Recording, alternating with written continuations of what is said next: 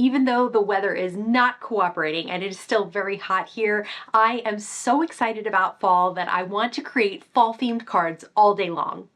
Hi everyone, I'm Rebecca Keppel, and in today's video, I'll be sharing a whole fall themed release from Pretty Pink Posh. They have the cutest stamps, dies, stencils, embellishments, all around the images and iconic looks of fall. Let me give you a little peek at a flip through the new products that they've released. First up, we have the Layered Leaf Lattice Stencils. It's a 2-layering stencil. Then we have the Layered Mushrooms. This one is 3 layers. I love the dots on the mushrooms. This is the Solid Fall Foliage Stencils. Can be used with the stamp set and dies as well. And Fall Words Stencil. This is the Layered Autumn Harvest Stencils. Next we have for sentiments the Many Thanks Shadow dies, the Mushroom Shaker dies, the Apple Shaker dies, the Fall Script, it's a word die, the Big Fall Cupcake die, I love these cupcakes, the Stitched Turkey die, which is so cute. Then we have the Fall Bouquet stamps and dies, the Fall Icons stamps and dies, the Fall Harvest stamps and dies, and the Solid Fall Foliage stamps and dies. I mentioned that stencil you can use. There's also the Patterned Apple stamps and dies, the Fall Mushroom Clay Confetti, perfect for shakers, the Apple Harvest Clay Confetti, and the Autumn Shaker Beads. Now let's use those items to make some fall themed cards. For this first card, I'm using that Fall Big Cupcake. And for this cupcake, I decided to cut everything out of a different color of cardstock, and I cut them all out twice each. So I'm layering up each of the die cuts that I created. You can see there's a cupcake liner, there's a little color for the cupcake, a little bit of whipped cream, the frosting on top, and then a drizzle on the frosting. There are sunflowers. These are a layering die. You can see there's 2 die cuts that you get in one die. It's both the flower center and the flowers. And there's an acorn, a mushroom, a leaf, several different leaves all together. There's a couple of different ways you can create a pie, either with a lattice top or just a plain pumpkin pie top. I decided to do kind of both, pumpkin pie and lattice and whipped cream and the crust. And again, everything is doubled up. That's why it all looks so thick. I really like the look of that, and I think it will be something I'll be doing when I'm piecing together die cuts like this in the future. I'm also using that Fall Script die. I cut it out of some glitter gold cardstock, and I do like to add white gel pen details to all of my die cuts just for little accents and something a little different and special on each of them. It really pops off the colors of cardstock. So I'll start adhering this cupcake all together. I'll put the drizzle on top of the frosting and the whipped cream around the frosting, and then I'll adhere the liner to the actual cupcake itself and then place the other pieces right on top of that cupcake. So lots of little bits and pieces that you can adhere together, and then once it's all dry, you can pop it up on an A2 piece of cardstock. I'm using white cardstock. I really like the way these colors pop off of that white background. So I'll start decorating the cupcake and the surrounding areas with all of these pieces. I have a little piece of pie tucked into that whipped cream. I have the sunflower leaves, the mushroom, and I'm now stamping a sentiment from the fall sentiment strips.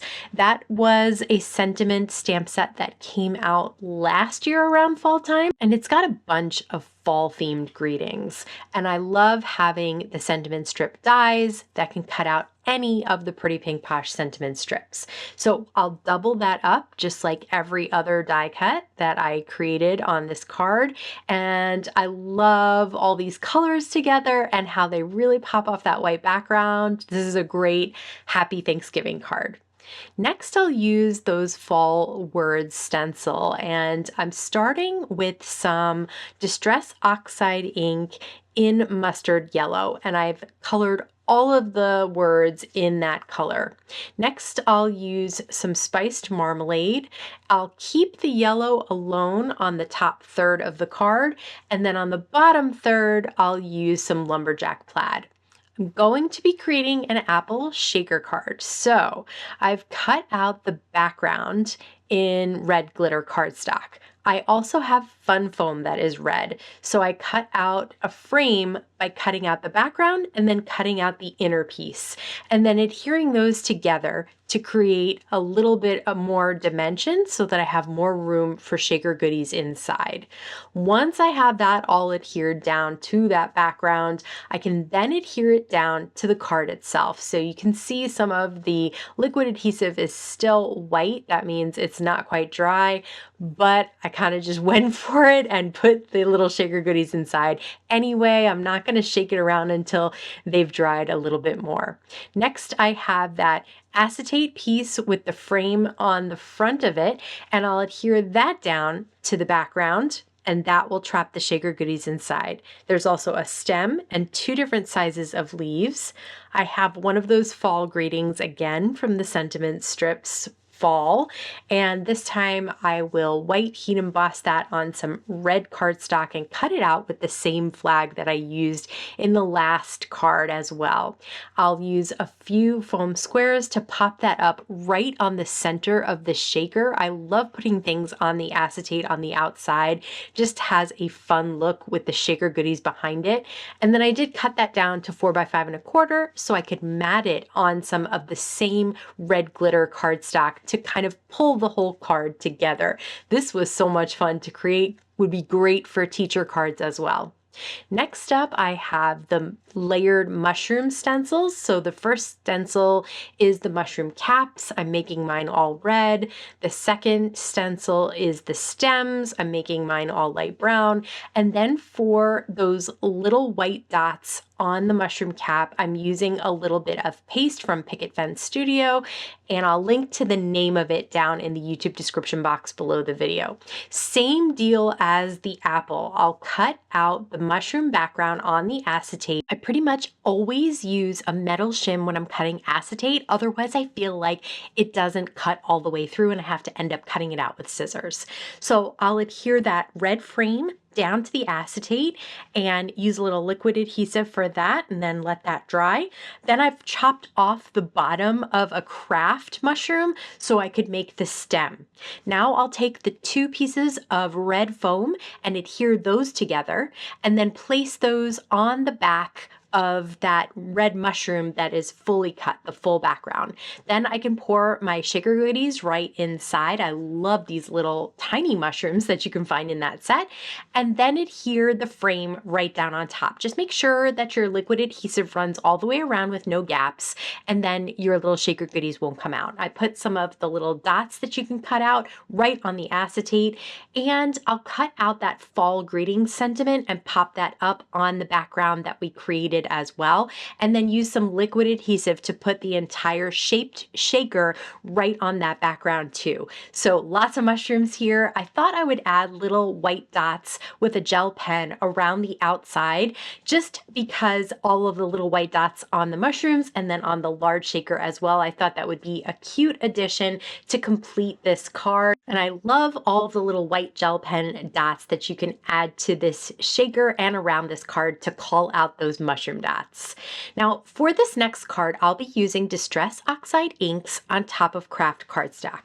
The great thing about Distress Oxides is they kind of are a mix between pigment inks and dye inks. So pigment inks sit on top of the paper, but they take a long time to dry. Dye inks sink into the paper. So if you try and use dye inks on craft cardstock, it's just going to look like a muddy mess. But you can see that the Distress Oxide sits a little bit above the paper, so you can actually see the colors on the craft cardstock. The great part though is that they don't take as long to dry as pigment inks. So don't smear them right away, but they definitely don't have to sit for days and days and days or be heat set to dry. I've also stamped and heat embossed that Happy Autumn sentiment from one of the stamp sets, and I'll pop that up in craft cardstock on this background, and I'm going to call that a card. I love the simplicity of this and how pretty those colors are together and how nicely the white heat embossing stands out. For this next card, I'll be using the stitched turkey dies. So you can see I cut out the little body and head of the turkey in craft cardstock, and I put that die to the side. And then these little items are the wings for the turkey. There's little eyes. You can see these dies on the left-hand side, and they come on a single piece, both eyes, so that you don't lose them, which is really nice. That little rectangle is much harder to lose than teeny tiny little circles. There's also little legs that you can cut out. There's a beak as well as the turkey's waddle. So first I'm just putting together the entire little turkey, and of course the little stitch details all around make that little turkey so cute. Now there are two fans of feathers. One is smaller and one is larger. There are also two singular feathers that you can cut out, smaller and larger, and this way you can have a multicolor fan of feathers, and then you just place that turkey right on that first fan. Now we'll create the second fan with the larger feathers, again multicolor, and this time I'm popping up the turkey on some small foam white squares. Lots of dimension here, and just look at how cute all those feathers look. This would be a great little placement for your Thanksgiving. Just have that right on the little plates as well. But I'm making a card, so I've stamped heat embossed in white on brown cardstock the little top. Then I cut out a scallop square. This is one of the previous releases from Pretty Pink Posh. And then I cut out two gold leaves. Now these are the singular leaves that are in the leaf border die set. And then of course some white gel pen details, and I just love how cute that turkey is. Next up, I'll be using the Pattern Apples stamp set and coordinating dies. I'm starting with the outlines of the largest apple, and I've stamped 3 of them in 3 different colors, a yellow, green, and red. And then I've done a solid apple and 2 different patterns. I'll do the same thing with the leaves, the solid, and then the little leaf detail on top. And then I cut some out and also did medium and then a small size apple as well, just to give a whole assortment of those different patterns. Next, I'll take the lattice stencil. It's the fall lattice, and I've created that background stitch look or lattice look in green. And then for the leaves, I'm using Catherine Pooler's Limoncello, and I love that background. It's super, super sweet, but I'm gonna cut it down to 4 by 5 1/4 so I can mat it on some yellow cardstock just to give it a finished edge. And then I'll take my apples and create a little tower of apples that is like a pyramid. So they'll sit on top of each other and next to each other. Don't keep them real straight, kind of have them at angles so they look whimsical.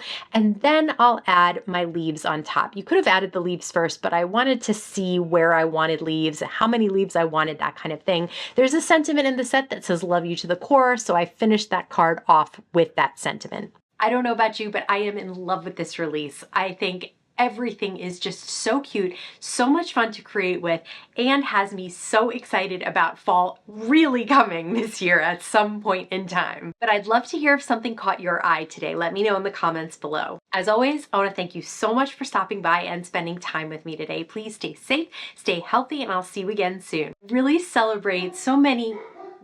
I don't know where I was. So I guess we're just gonna have to start over. Thank you, dogs.